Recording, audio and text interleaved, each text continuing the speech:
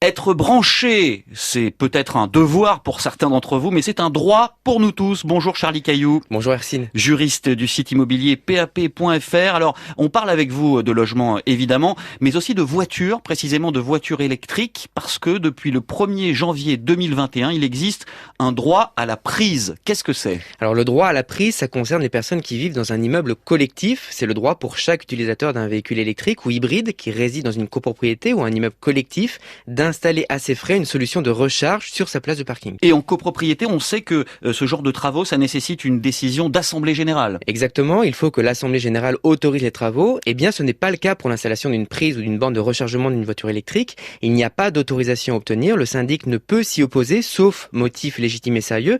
Ce droit à la prise n'est pas tout à fait nouveau. Jusqu'à présent, il ne concernait que les parkings sécurisés et fermés. Depuis le 1er janvier 2021, il est étendu à tous les parkings, même extérieurs, et même si la place n'est pas close. Alors ça veut dire que si je suis moi-même locataire d'une place de parking, par exemple, je peux installer une prise pour ma voiture sans demander au propriétaire ni à la copropriété. Alors il y a quand même une procédure à suivre. Si vous êtes locataire, il faut d'abord prévenir le propriétaire de votre intention d'installer un système de recharge, joindre le projet d'installation que vous aurez préparé avec le professionnel installateur que vous aurez choisi, et puis envoyer une copie au syndic de copropriété. Le syndic peut accepter, auquel cas une convention sera signée entre les deux pour régler l'installation et la gestion de l'équipement, et puis l'Assemblée générale sera simplement informée lors de la prochaine réunion. Le syndic peut aussi, dans le délai de 3 mois, s'opposer pour motif légitime et sérieux.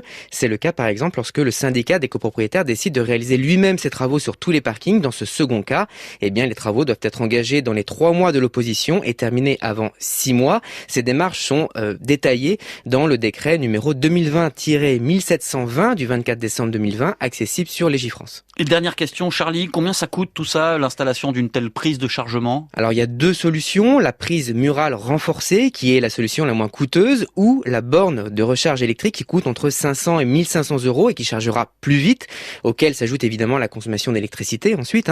Il y a des aides, un crédit d'impôt qui peut atteindre 300 euros, une prime auprès du programme Advenir qui peut atteindre 960 euros. Et puis par ailleurs, certaines sociétés spécialisées dans l'installation de ces bornes de recharge proposent un accompagnement administratif auprès du syndic, voire financier. Charlie Cailloux du site PAP.fr, c'est ma maison, à réécouter, à podcaster sur le site internet de France Info et l'appli Radio France.